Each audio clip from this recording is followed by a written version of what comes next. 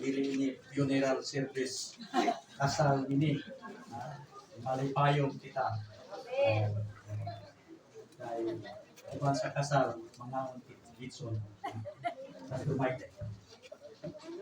Matipid sa pulong sige. Salamat. Now, natulak na si Jeponi at si Christine. Iniadlaw din yung maupay na sa pa. Yan o. Kaya siya pinaka-maupay o orang adlaw para sa iyo.